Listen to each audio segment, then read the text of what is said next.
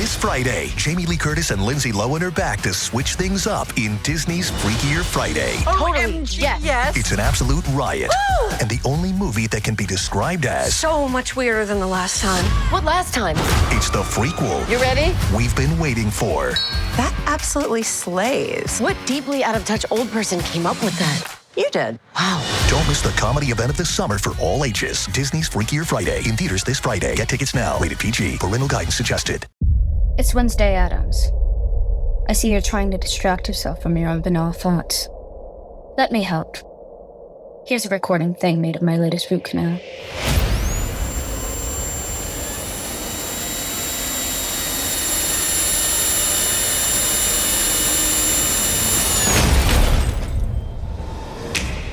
Wednesday, Season 2, begins August 6th, only on Netflix.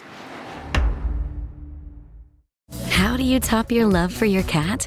With a cascade of decadent savory gravy over a mouth-watering mousse pâté. Fancy Feast gems. 2 gourmet pâtés in one convenient pack. Simply peel and plate to reveal a pyramid shape that makes eating delightful and pamper her with an experience as extraordinary as she is. Turn the everyday into the extraordinary with Fancy Feast gems. Pie in the Sky Media. This series contains adult language and descriptions of graphic violence throughout. Listener discretion is advised. And we are live. 3, 2, 1. Welcome back, everybody, to another bonus episode of Criminal Mischief with Carolyn and Branden. I'm the Branden of Carolyn and Branden. And smiling in my computer screen right now is the Carolyn of Carolyn That's and Branden. right. I'm bringing it. The great Carolyn Osorio. Good evening, Carolyn. How are you? Who we don't deserve, but who shows up anyway. We really don't deserve her, but yet she shows up for us every week. So, yes. And that is a fact. That is a factamundo. Yes. How are you? How was your weekend? My weekend was rainy. It rained down here. And I didn't believe it was going to rain, or I thought it was just going to rain a little bit. And I was extending this concrete walkway on the side of my house. And I dug it out and built the forms and laid the gravel. And I'm like, everybody, if you don't already know, that's Brandon showing off, and that's his porn for us all. Okay. Wait, just because it's not showing off. Okay. All right. I mix all this cement, 6 bags in a wheelbarrow, a couple at a time, and I'm pouring them in there. And then the skies open up, and it just pours rain for 3 hours, which isn't good for freshly, poured concrete. So I got a wheelbarrow. Was this in a wheelbarrow? A wheelbarrow. Yes, wheelbarrow. What did I say? You said wheelbarrow. No, I said wheelbarrow. You did say barrow? Okay, good. Yes, I did. All right, mixing it in a wheelbarrow and then pouring it into the forms. Okay, for the all right. Yeah. But then the rain starts, and so rain is and I'm like, damn it, and it's right kind of near my driveway, and it's all angled, sloping correctly into the plantings. So I got to make a little dam to keep the water from going in, and I got to put a tarp over.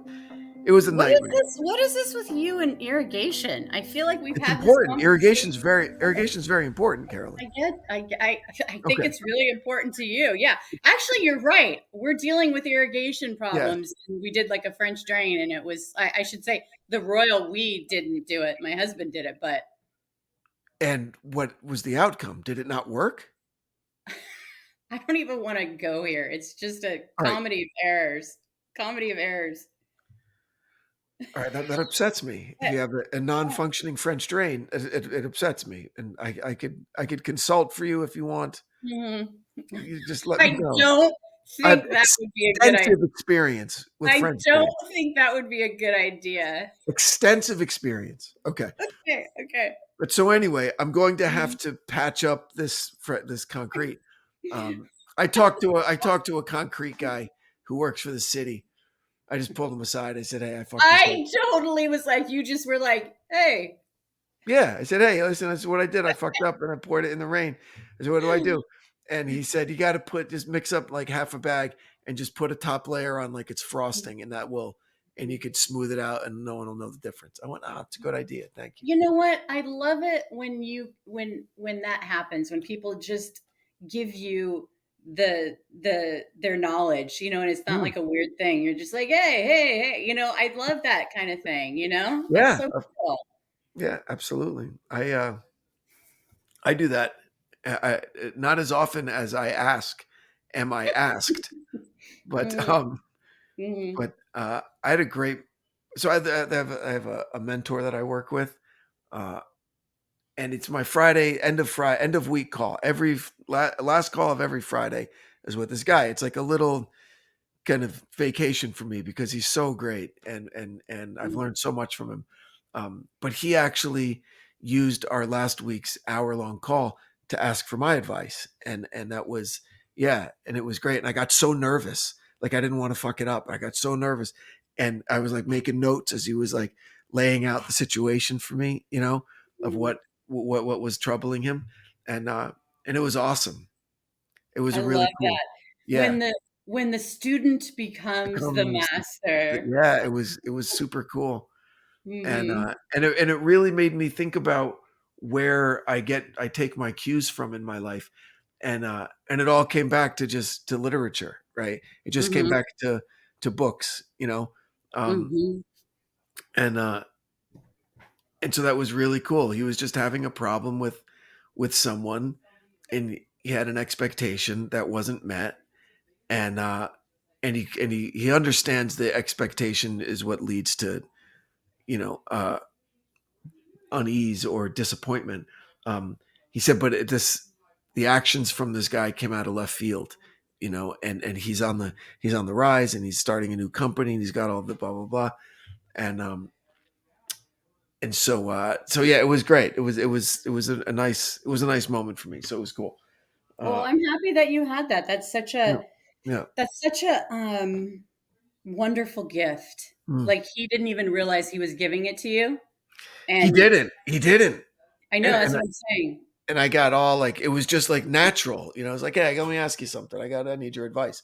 And I went, oh shit. And I straightened up, and I put my glasses on so I look smarter, Mm-hmm.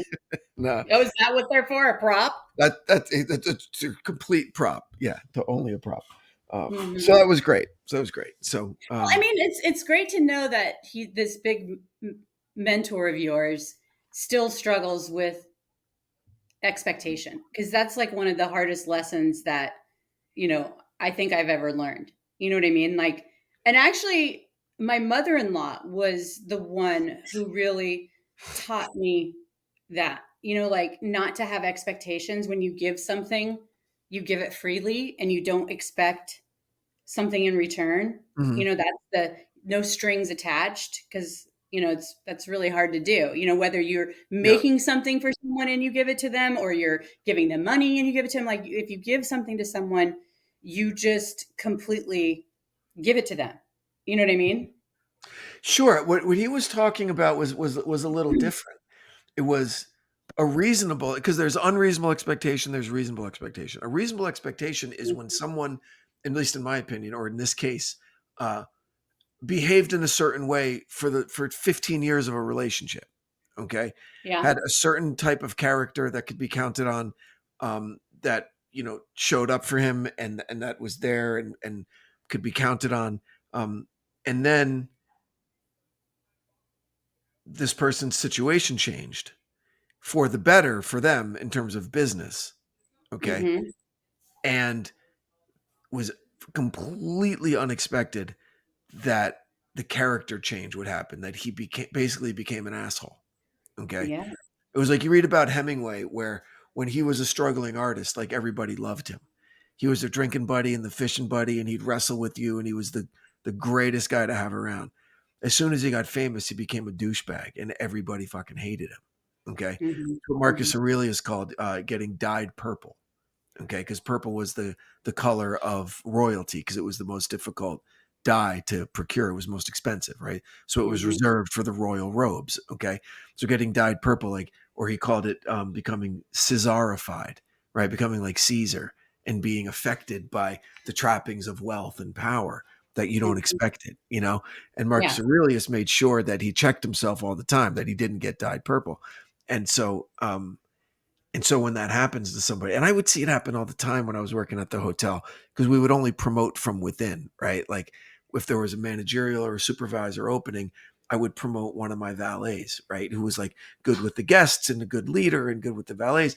And it was only about half the time I made a terrible decision. Half the time it was right. And I could never tell it was a coin flip, right? But you give a kid some power and he'll be humbled by it and he'll work harder.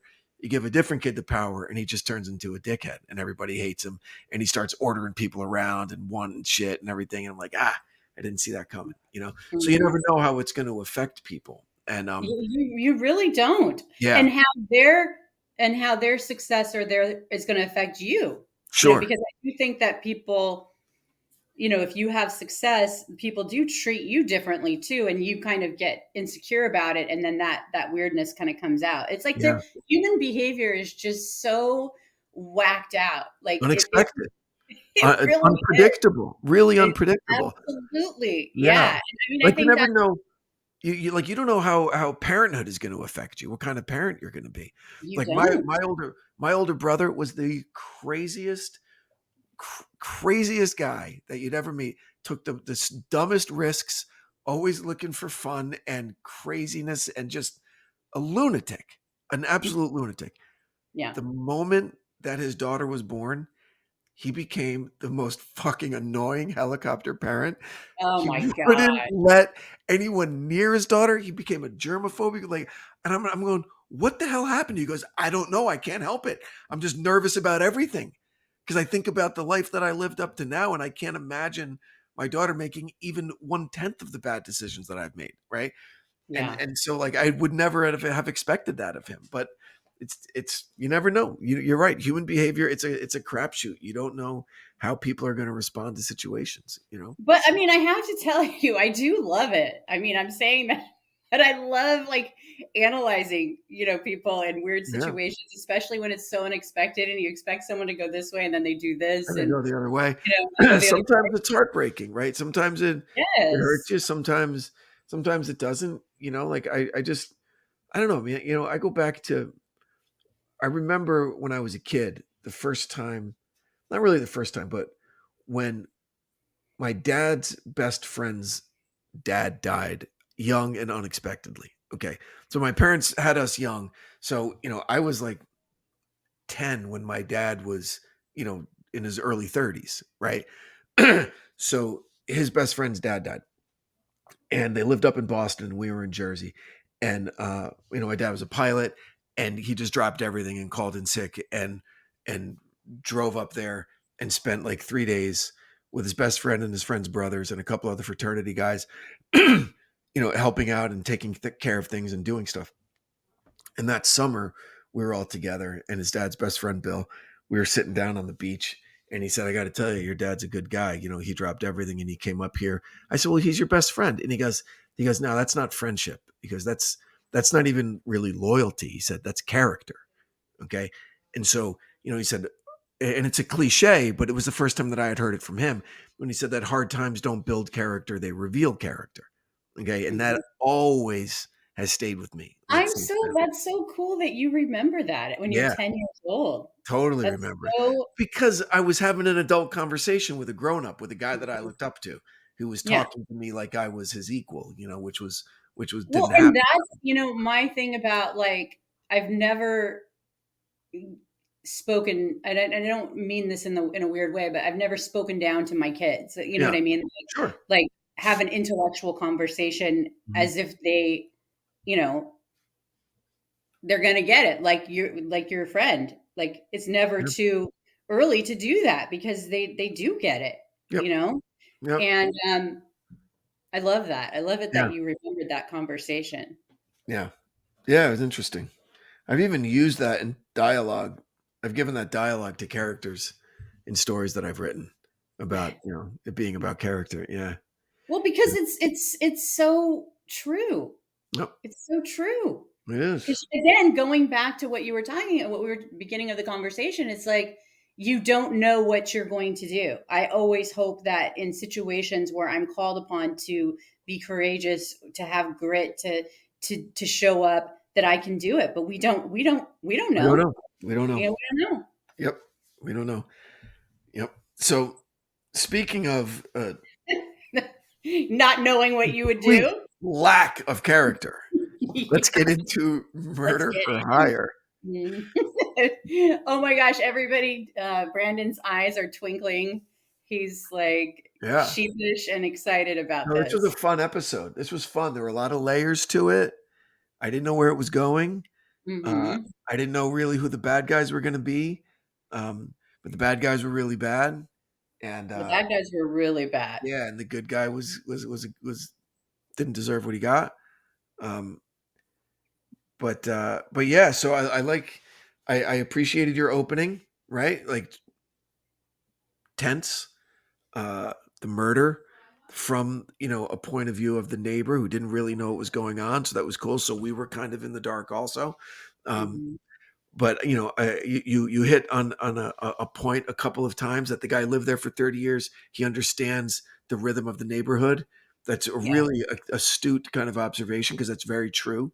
You can just kind of tell when something's out of place. I can tell when my door, like when the kids and I are all running out the door, and I could just tell when they haven't shut it all the way. Sure. There's a sound that it makes when it's like the door's not shut, and they look at me like. Yeah, I can be at the opposite end of my house and feel like a draft on my ankle and know which window's open. Right?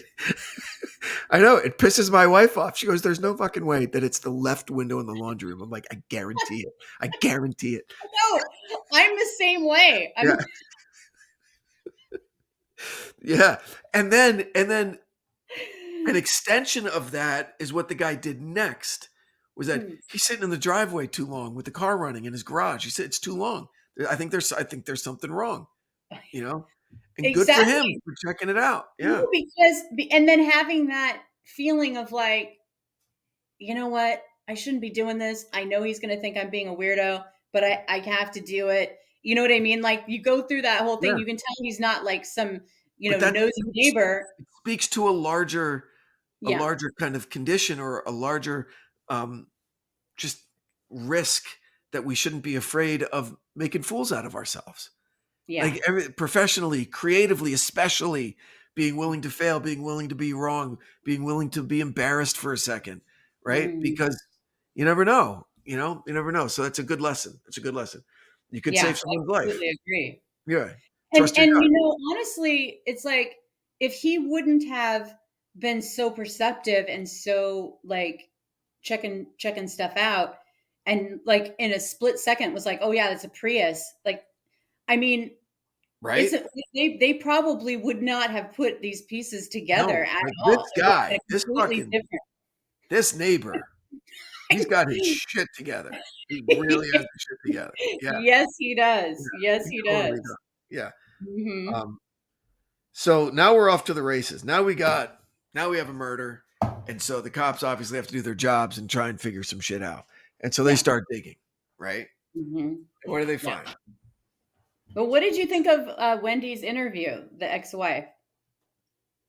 When you heard her, what did you think? I honestly wanted to think it was crocodile tears, but it's I bought it. I believed her. Mm-hmm. I could. Mm-hmm. I don't know. It's just sometimes she was either really, really good, but I believed her. What did you think? The first time I saw it, I really believed it too. I wanted to believe it too. Because she was saying weird shit that didn't make sense. Like she goes, "I have a lot of friends," and the guy's like you have friends that would do this? Like, what are you talking? Why would you say? Like she was speaking it like you can tell that she was confused, and she was saying some shit that if she had an alibi or a story in her head that she wouldn't have said. Like that's not something that you would plan on saying to prove your innocence. Well, I think that she appeared to be vulnerable. Mm-hmm. And she appeared to be like relatable, because that isn't that how you would be? You'd be scattered, you'd be crying, right. But then once you, I think, get over that and you go back, and especially now that I know more about the case, it's like, oh, well, she's throwing everybody under the bus, right?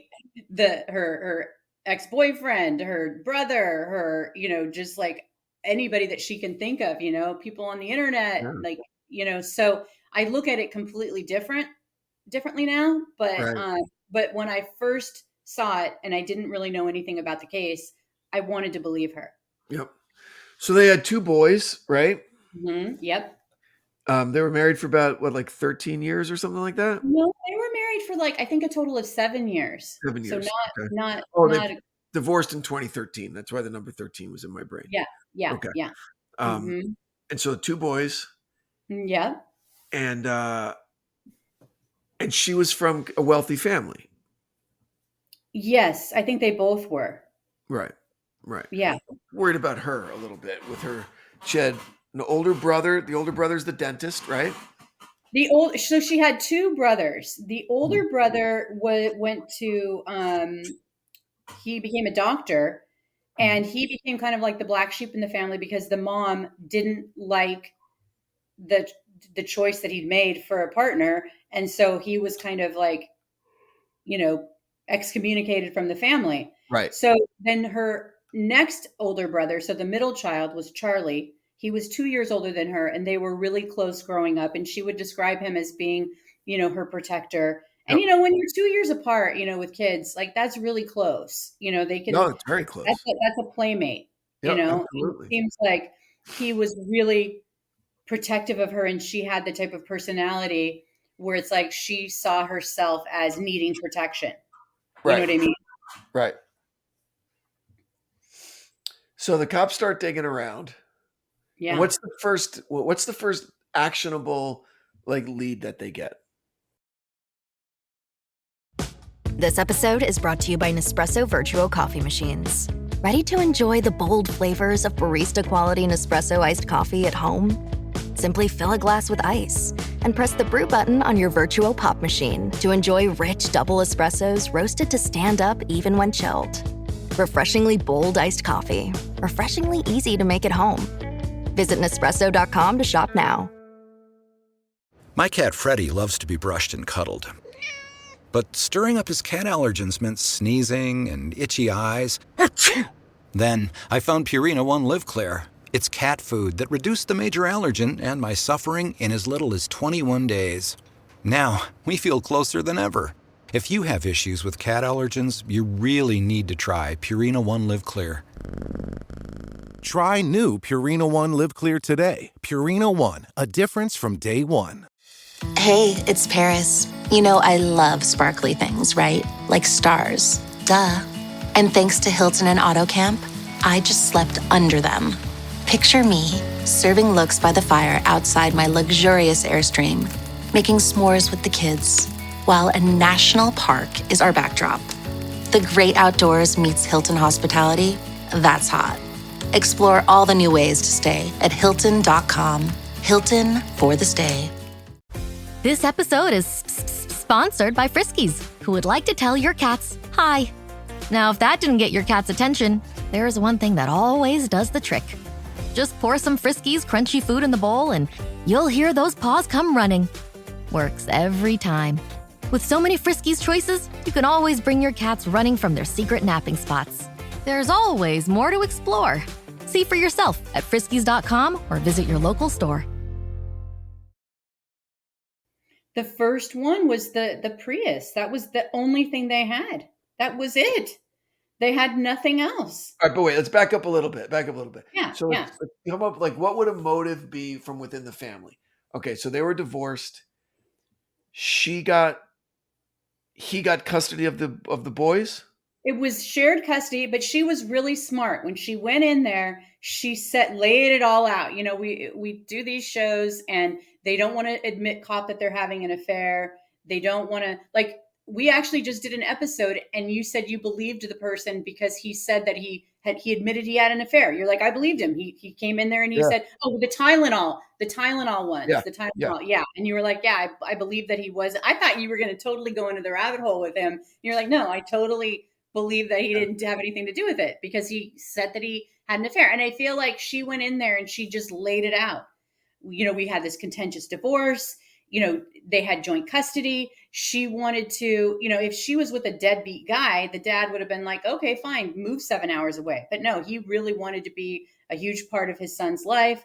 And so she was stuck in Tallahassee, And she had stopped working at the college by then, and only he was working? She was still a university professor, but she just did not like it there. She wanted to be close to her family. I guess, South Florida is, a faster pace and not so laid back as, Tallahassee, just different vibe.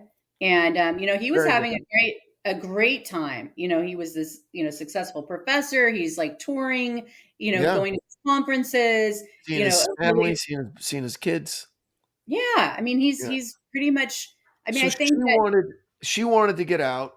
Yeah. She couldn't because of those pesky, pesky family laws that you share custody. So, so I mean, there that would was be so tough. I mean, I'm glad I haven't had to go through that. That would be really, really, really, really tough. Oh man, I had a couple of friends who have gone through it, and it just tears them apart. Tears them apart. It's brutal. Yeah. So okay, so now, that was the situation. Contentious divorce. She doesn't want to be there. He's not going to leave. Okay. So there is a faction within her family that wants her and the boys in South Florida. Yes. Period. Okay. Absolutely. All right. So now we have this, superhero neighbor with Sherlock Holmes level observation skills. Okay? Absolutely. Yeah. And powers and deductive reasoning powers that are incredible. That wind was blowing on his lower calf. Right. There you go. It goes, aha! A Prius. Because it sounded different. It wasn't the normal sound of an internal combustion engine. The hum of the engine. The hum and the color, the way the sun reflects. Anyway, so he knows. So he knows it's a silver. He knows it's a silver Prius. He tells the cops. Yeah. Okay. Yeah. So the cops are able to use that one thing, and this is where it got really fun. This is the fun and games part of the episode, where they start tracking it down. Where they use, they have security camera. They have cameras from different buses. Yeah. And intersections where they're able to figure out that this Prius was stalking this guy. Absolutely. Was following him like all day. But they couldn't see who was driving, and they couldn't get license plates. Yes. But they were able to figure out, I forget how, that it was a rented car. A sticker. A sticker. A toll sticker. Yes. Yes. The toll sticker. Then they had rented a car we just rented a car in South Florida, and that's totally true. They upsell you. They upsell you at the fucking place, and they go, hey, there's tolls everywhere. Okay. And you can't pay them. You have to have this fast pass, or it's a ticket, and you have to get it in the mail, and then you have to pay them. I'm like, why don't you tell us? Okay. Anyway. So we got so you get what is so funny is like, that's a perfect sales technique of like giving way too much information, and you're just like, just give it. You know what I mean? Just do it. Fine. I don't want to hear the story. I don't want to hear the story. Right, because I want to get out of this office and get to my hotel. So yes. Yeah. Yes to everything. Okay, great. Exactly. Yes. So they trace the car to a South Florida, which is important, a South Florida rental company.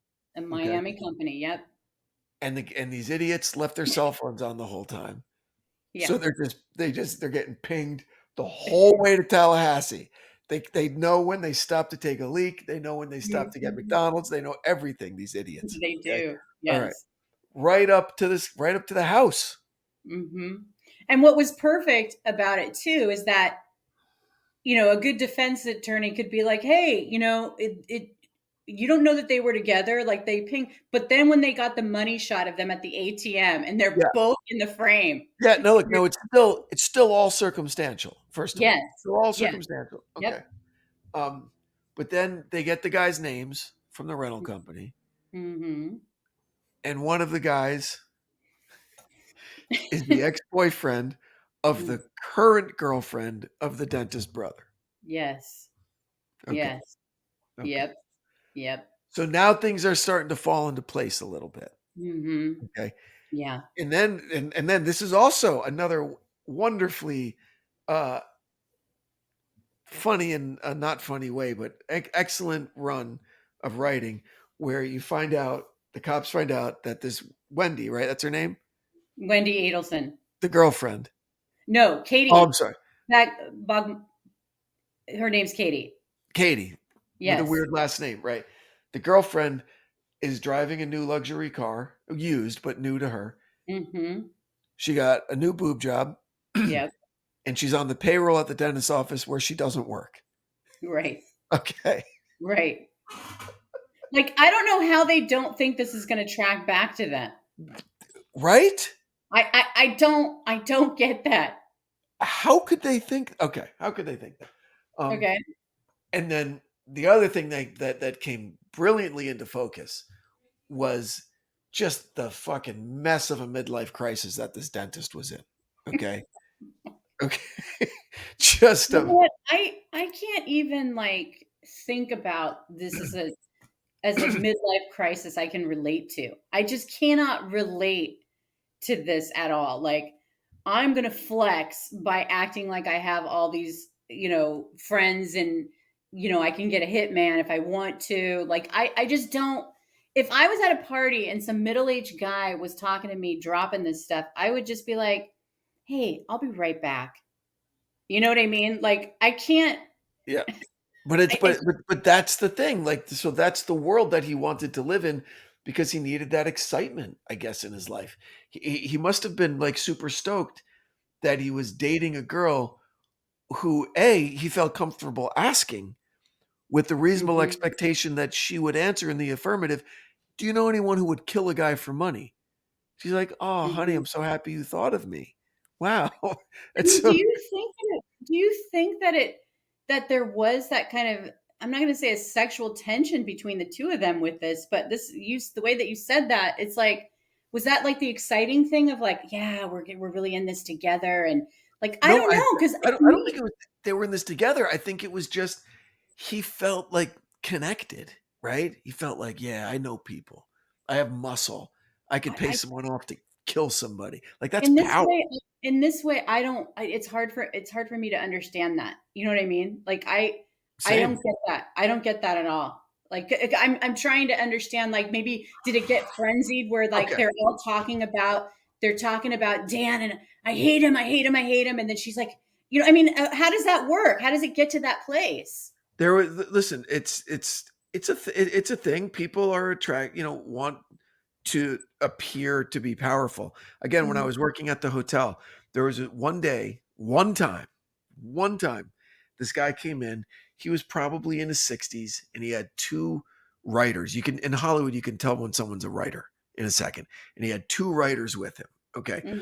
That were obviously like interviewing him for something, I guess. I'm not sure. But he comes out like 2 hours later and I was running the valet and they each had their own car. And so the parking was like $15 to whatever. And the guy's like, no. We don't pay. I'm like, oh, yeah, sure you do. Yeah, everybody pays. What are you talking about? And he was like, no, friends of mine will take care of it. Right. And that's language for mafia. Okay. He was trying to front with these kids that he was connected. Okay. And there had been legit mafia people that had come into the hotel before. And the last thing that they do is not want to pay for something and make like a spectacle or whatever. If anything, they overpay on the way in. Okay. And like, that's how they roll, because they don't want to get some kind of beef with some dumbass valet like me, right? Who would like make a stink about them not paying. So I call the guy out on it. I just say it up front. I tell the writers, I'm like, if this guy's telling you that he's connected to the mafia, he's full of shit, because there isn't a mafia guy in the world who would nickel and dime someone over a $15 parking charge to impress two writers. You said it in front of the guy In front of the guy. Okay. And I'm like, he's full of shit. There's no way in hell that any connected guy would deal with a douchebag like this. So did the 60-year-old just melt right there? What did he do? He got so embarrassed because he just didn't have the money. I said, if you don't have the money, and you're embarrassed about it, just tell me. And I'm a cool guy, and I'll let you go, and you can come back Wait later. a second. You say this in front of the two guys he's Of trying to course. arrest? Of course, I Oh wanted my them to know God. who they were dealing with, okay? Oh my And Branden! like a week later, it's a writing team. These two kids come back and they go, holy shit, this guy was the biggest fucking con man. He conned our agents. He conned everyone at the network. He conned everybody. And he's some like jack off from like Texas who knows nothing about anything. So what I'm saying is that I just think there are that's people so... who get so drunk on the idea of power. And listen, knowing someone who for not a lot of money would go and kill somebody, right? That power can be intoxicating, as evidenced with this guy, because he fucking did it. But here's the bump. Here's the rub. Yeah. Is that the guy you just described, the Texas Mhm. guy, 60 years old, not having a lot of money. Like, Yeah. I get that he's trying to look like a big shot, right? Yeah. That's all Yeah. he's got, right? Two dumb young writers who don't know any different, right? Yeah. But you've got a successful dentist with this practice, multi-million-dollar practice. Yep. He Yep. drives a Ferrari. Yep. He has so much to lose. It just is. I think that's what makes this almost like unbelievable. What? You got your finger up. What? His sister. He wanted to protect his sister. He wanted to make his sister's life better. That's something that he's done his whole life. He was probably, That's it right there. But it's still power. He wanted to flex. He wanted to flex for his sister. Don't worry, little sis. I'm going to take care of this for you. Yeah. You are I completely think that's clean. what this is about, not about the mafia stuff. No, it wasn't mafia. Those are separate. But what I'm saying is like, no. feel connected. Yes, but I think that for me, emotionally, I can see that path and him doing this for his sister, not to flex and be the big guy because he's having a midlife crisis. You know what I mean? But it's still a power trip, right? Totally. Yes. Yeah. Yes. Yeah. But I can relate to, I still think it's horribly wrong, and I'm not trying to justify it in any way, but I just, the other thing, I just can't, I just couldn't, like, why would he do this? This doesn't make sense. This doesn't track, yeah. So the sister, absolutely. Because when she was testifying at his trial, he was just looking at her with these puppy dog eyes. I'm like, how can you look at her like that, knowing what's about ready to happen to you? Yeah. Yeah. So now we realize that there was a larger, more powerful force pulling his strings also, which was his mom. Yes. Definitely mommy issues. That's the matriarch. The matriarch probably said, matriarch. Get those grandkids to South Florida. Do what you have to do. And it was like, Ma, we might have to kill him. Right?